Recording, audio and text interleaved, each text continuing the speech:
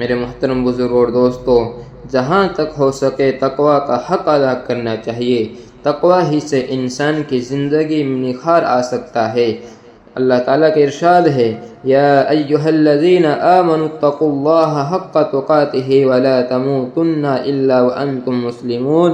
اے ایمان والو، اللہ سے ڈرو جیسا کہ اس سے ڈرنے کا حق ہے، اور اس دنیا سے اسلام کی حالت میں مر کر جاؤ، تقوی کا حق ادا کر کے جاؤ۔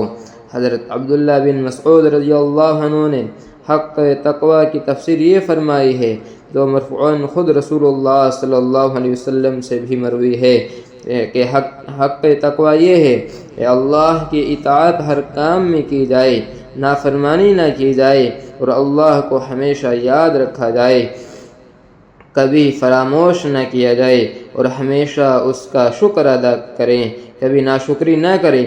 حضرت عبداللہ بن عباس رضی اللہ عنہ نے فرمایا کہ در حقیقت حق تقوی ہی کی تفسیر و تشریح ہے۔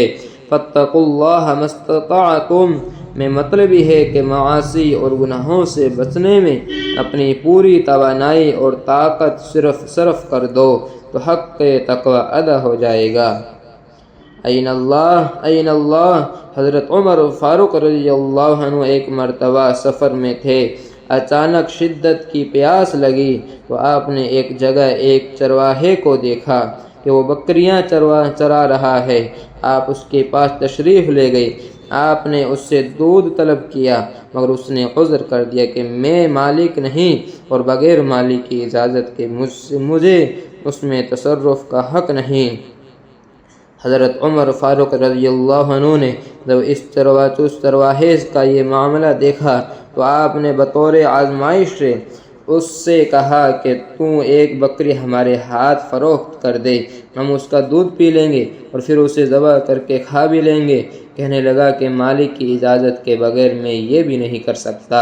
حضرت عمر رضی اللہ عنہ نے فرمایا، سوچ لے، مالک کوئی دیکھ تھوڑی رہا ہے، اور پھر اچھی خاصی رقم تیری جیب میں چلی جائے گی، تیرا بہت بڑا فائدہ ہو جائے گا اور ہمارا کام چل جائے گا۔